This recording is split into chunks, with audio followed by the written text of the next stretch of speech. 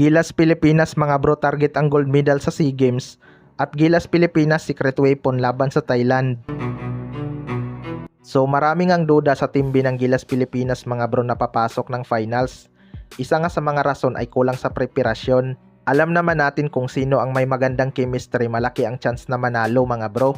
Marami din talagang naging problema ang Gilas Pilipinas bago na finalize ang kanilang lineup. Mabuti na lang talaga at naihabol itong si Poy Aram. Kita naman natin ang kanyang impact sa ilalim. Target nga ng Gilas Pilipinas na makuha ang gold medal ngayong SEA Games mga bro. At isang panalo na lang ang kanilang kailangan. Sana maganda ang maging simula ng Gilas Pilipinas at makapagpondo ng malaking lamang. Mahirap na nga kapag naging dikit ang laban dahil baka may lutuan na mangyayari. Kontra Indonesia pa nga lang, ramdam na natin ang mga questionable call ng mga referee, lalo na noong dulo. Mabuti na lang talaga at malaki ang napundong lamang ng Gilas Pilipinas, kaya nakasurvive pa rin sila at hindi na naig ang referee. Na-eject pa nga si Ray Parks dahil sa unsportsman at flop. Kaya sana dito sa finals mga bro ipakita ng Gilas na hindi sila nasisindak sa Thailand. Yung Freddy Lish, kayang-kaya naman sigurong depensahan ni Terde Ravena yon, knowing na sanay sa physical itong si Terde. Ang mahirap lang dyan, baka kunting dikit lang ng depensa, foul agad. Dalawa lang naman ang kailangan ma-shutdown o limitahan man lang sa scoring ng Thailand. Sa kabilang banda naman mga bro, Gilas Pilipinas secret weapon kontra Thailand. Ito ngang Gilas Pilipinas ay loaded naman sa talent mga bro. Mapapansin nga natin na iba-iba ang kumakana sa kanilang opinsa. Kontra Malaysia, si Bobby Ray Parks Jr. ang bumuhat sa kanilang scoring.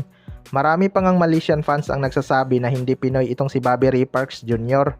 Kontra Vietnam naman, si Robert Bullock naman ang kumana sa kanilang opinsa at sinabihan pa ng mga Vietnamese na arrogant dahil nag-stare down ito sa kanilang bench. Kontra Indonesia naman mga bro, nag-take over naman ang sinasabi nilang Baldog brothers na sina Terde Ravena at Jimmy Malonzo.